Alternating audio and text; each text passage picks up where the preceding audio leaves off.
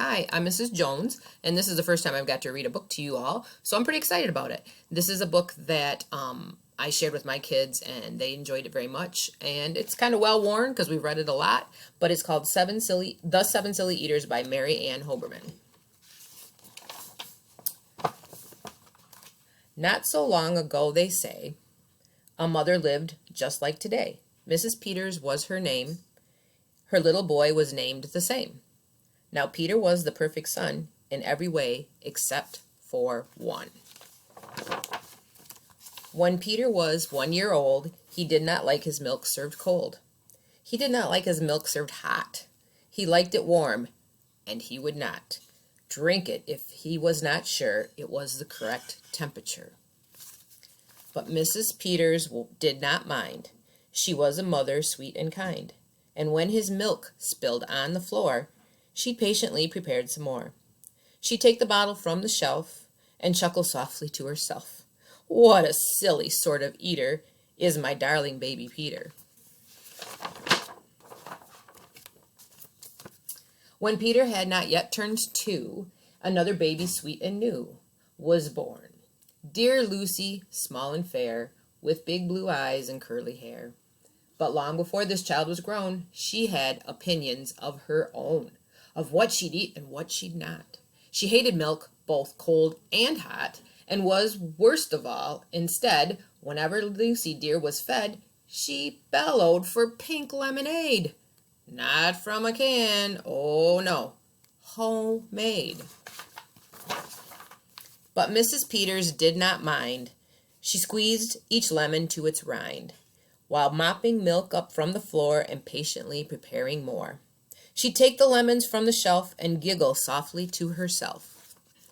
What a silly pair of eaters are Lucy Dear and Peter Peters. Now Lucy grew and Peter grew, till he was 3 and she was 2. And who was one? Why, little Jack, with eyes so brown and hair so black. A happy baby, never cross, but all he'd eat was applesauce. Peeling apples by the pound, Mrs. Peters faintly frowned. She'd take the apples from the shelf and murmur weakly to herself, what a silly bunch of eaters are Lucy, Jack, and Peter Peters. Peter, Lucy, and young Jack had another brother, Mac. Mac was charming, round, and plump, but if his oatmeal had a lump, Mac would dump it on the cat. Mrs. Peters hated that. But since she loved her children 4, she'd strain the oatmeal 2 times more. She'd take it from the pantry shelf and mumble sadly to herself, oh, what a foolish group of eaters are all my precious little Peters. Before another year was through, who came along? Why, Mary Lou. She was a darling, sweet and bright, and had a healthy appetite. That is, as long as she was fed soft and squishy homemade bread. Poor Mrs. Peters got no rest, but she still did her very best. She'd take the flour from the shelf and mutter feebly to herself, ugh, what a bunch of fussy eaters are my lovely little Peters. A year rolled by. The children grew. They really are a splendid crew, sighed Mrs. Peters, pinning pins and diapering her brand new twins. Little sisters quick and smart, impossible to tell apart, but Flo like poached eggs, Fran like fried, and if she mixed them up, they cried. Tired to the very bone, Mrs. Peters groaned a groan.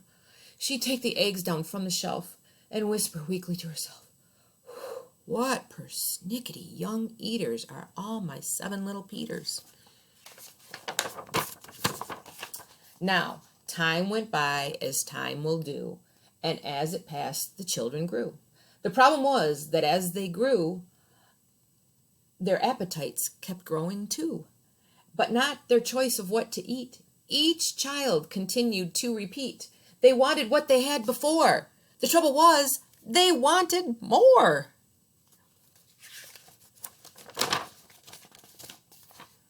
She looks like she's getting frustrated. Creamy oatmeal.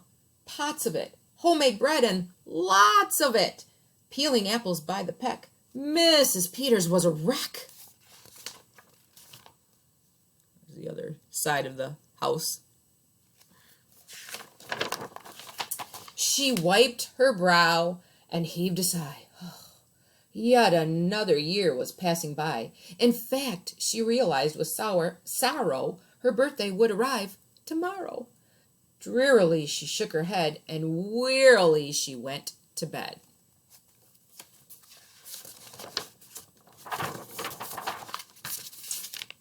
She thought the children had forgot her special day, but they had not. At crack of dawn, they all began to carry out their secret plan. Mrs. Peters would be fed a birthday breakfast in her bed, a breakfast made of all the foods that kept them in such happy moods. So while their weary mother slept, down the stairs the children crept, and from the cupboards and the shelves, happily they helped themselves. Cheerfully they chopped and stirred, prepping what they each preferred. But despite the pains they took, since nobody knew how to cook, to measure things or make them hot, the more they tried, the worse it got. First, Mac's oatmeal turned out lumpy, which made poor Mac turn grim and grumpy. In fact, his lumps got him so cross, he dumped them in Jack's applesauce. This bothered Jack so much, he threw them into the dough of Mary Lou, who tossed this mishmash that they made straight into Lucy's lemonade. And that put her in such a huff, she poured the icky sticky stuff into the double frying pan that held the eggs of Flo and Fran, who flung the hodgepodge on the spot into the milk in Peter's pot.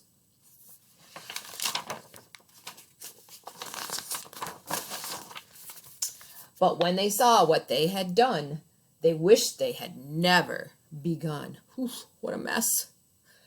They'd hardly slept a wink that night, and still things hadn't turned out right. And even though they tried their best, it hadn't worked. They were depressed. They'd be in trouble too unless they found some place to hide the mess. The oven seemed the perfect spot. They all forgot that it was still hot. They stuck the pot inside, and then they all went back to bed again. The clock struck 6, but on they slept. Meanwhile, their mother softly stepped down to the kitchen, smelled the smell. What could it be? She could not tell. It smelled so good she sniffed some more and opened up the oven door. She woke the children with her cries. They all came running in surprise. And in the kitchen, what they found was Mrs. Peters dancing around. And in the oven, no mistake, a pink and plump and perfect cake. And as their mother danced with glee, she cried, "A birthday cake for me? A birthday cake still piping hot? To think I thought that you forgot. Now tell me, please, how did you make the pink and plump and perfect cake? So high and light and smooth as silk." "It's smooth as silk from all my milk," said Peter. "Lucy said it's pink from all the lemonade, I think." "And from my apples," added Jack. "My oatmeal made it soft," said Mac. "My bread dough, too," said Mary Lou. Said Fran and Flo, "As for its size, it was our eggs that made it rise." Then everybody sniffed some more and danced around the kitchen floor.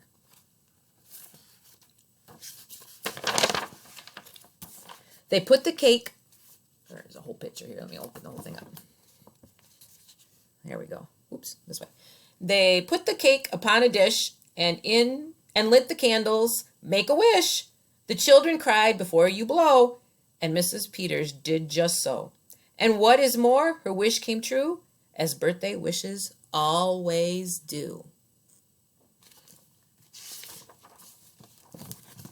And from that day to this, it's said that Peter's family is all fed. A single, simple meal, just one. A meal that's good for everyone. A meal on which they all agree. made from their secret recipe. They all take turns in mixing it. They all take turns in fixing it. It's thick to beat and quick to bake. It's fine to eat and fun to make. It's Mrs. Peters' birthday cake. So I hope you like that story. It's one of our favorites at our house. And I hope you have a great day.